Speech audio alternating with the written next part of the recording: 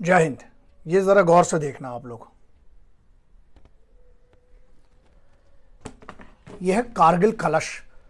अब आते हैं उस मुद्दे पे। कोई एक बंदा है, पार्टी का है, कांग्रेस का है, शायद पार्षद है ना, उसकी क्लिप आई है। पहली बात तो ये है कि अपन को ये नहीं पता कि वो क्लिप ओरिजिनल है कि नहीं है, लेकिन जो भी बंदा है हरामखोर है, नालायक है, उसने ये कहा है अपनी क्लिप में, ऑडियो क्लिप में, दो हरामखोर, नमक हराम, गद्दार इस देश के बात कर रहे हैं। एक ये कहता है कि लद्दाख के 1000 टुकड़े होंगे। सपना देखना बहुत जरूरी है, लेकिन जब ये बात कर रहे हैं मुझे लग रहा है जाग रहे होंगे, तो जागते हुए ज्यादा सपने मत देखो बे, है ना, क्योंकि फिर टूट जाएगा। दूसरी बात ये कहते हैं कि कारगिल को पाकिस्तान से मिला देंगे। ऐसा है लल्ला, 3500 से ज्यादा आतंकवादी और 3500 से ज्यादा, और उसके अलावा उनकी पूरी की पूरी आर्टिलरी सपोर्ट के साथ उनकी पूरी की पूरी आईएसआई लगी हुई थी, जिसके पीछे, कारगिल के पीछे द्रास सेक्टर। तुमसे अगर पूछ लेंगे ना, तुम लोग जो इतनी बड़ी बड़ी बातें करते हो, बकैती जो करते हैं, एक सबसे बड़ा मैटर यह है कि तुम लोग जो इसको बड़ा मजाक से समझते हो, हिंदुस्तान के टुकड़े होंगे। हाँ, बनी बात है, इस पर राष्ट्रद्रोह सीधे लगाओ, उठाओ इसको। जिनकी यह मानसिकता है हिंदुस्तान के लिए, वो कानून का काम है, कानून को ढंग से पेलना चाहिए इनको। पहली बात तो ये हो गई। दूसरा मैटर ये है,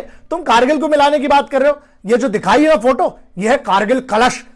इसमें कारगिल के शहीदों की, उनकी राख है, मेरे घर में पूजा की जगह पर रखा जाता है। और रही बात चीनियों की, मैं यही करता हूं, छोटे छोटे मुद्दे हो जाते हैं, तो जो मेन मुद्दा है ना अपना चाइना, उससे नहीं भटकना है। उस पर बहुत तैयारी से आऊंगा, 2-4 दिन और रुको, 4-5 दिन, पूरा 62 का भी नहीं और पीछे जा रहा हूं मैं, उस पर करेंगे अपन पूरी बात। ये बकैतियां चल रही हैं, जो ये बड़ी बड़ी बात कर रहे हैं। देखो, फौजी अगर जनरल साहब हैं, वो लोग बात करते हैं तो बात समझ में आती है। ऐसे ऐसे लोग, अब तुम लोग फौज की स्ट्रेटजी की बात कर रहे हो, सुन के हंसी सी भी आती है। किस टाइप की बातें हैं बे, और किस टाइप की बातें कर रहे हो आप लोग? मतलब आप अब हिंदुस्तानी फौज को बताएंगे, Indian armed forces, army, navy, air force को अब आप बताएंगे कि उनको क्या करना चाहिए?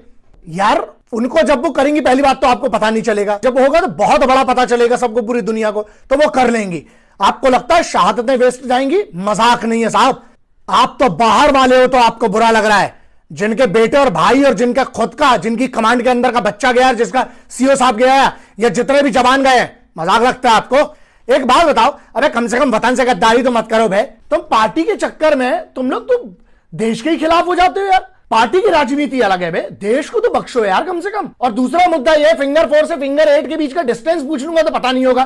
कारू कहां, ये नहीं पता होगा। तो मैं 3 डिफ के बारे में पूछ लूंगा, पता नहीं होगा। 15 कोर कहां पर है, वो पता नहीं होगा। फिंगर 4 के पीछे पोस्ट है कि नहीं है, वो तुमको पता नहीं होगा। फिंगर 4 से लेके 8 के बाद कोई चाइनीज पोस्ट है, वो भी नहीं पता होगा तुमको। यार, जो करना है आप लोगों को, आपका धंधा है राजनीति, करिए। फौज को उससे बाहर रखिए अपनी राजनीति से। इंडियन आर्म्ड फोर्सेस को उनका काम बहुत अच्छे से आता है और वो करते आई हैं। चाइनीज आर्मी को डील कर लिया जाएगा, आप लोग उसकी चिंता बिल्कुल मत करो, ठीक है। लेकिन मुद्दा आता है, जो ये देश के अंदर बैठे हुए गद्दार है ना, ये मालूम है कौन लोग हैं? जो बात करते हैं कि लद्दाख के 1000 टुकड़े होंगे। बेवकूफ, तुम कहते हो कि कारगिल को पाकिस्तान से मिला दो, तुमसे बड़े, बहुत बड़े चमन, बहुत बड़े तुम हो, समझ गए ना? बड़ी वाली गाली चुन लो अपने लिए खुद।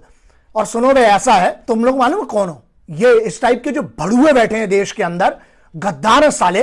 और गद्दार मैं ये कहता हूं कि इसलिए गद्दार है क्योंकि ये जो कर रहे हैं सेडिशन एक्ट के अंतर्गत है। ये गलत बात कर रहे हैं मेरे वतन के खिलाफ। वतन को तोड़ने की बात कर रहे हैं, वतन को अंदर से तोड़ने की बात कर रहे हैं। दुश्मनों से तो लड़ लेंगे, अंदर वालों का क्या है? और दूसरा एक बहुत बड़ा मैटर, ये वो कुत्ते हैं साले जो गाड़ी के पीछे दौड़ सकते हैं, लेकिन चाबी जब तुम दे दोगे तो चलाते नहीं बनती इनसे।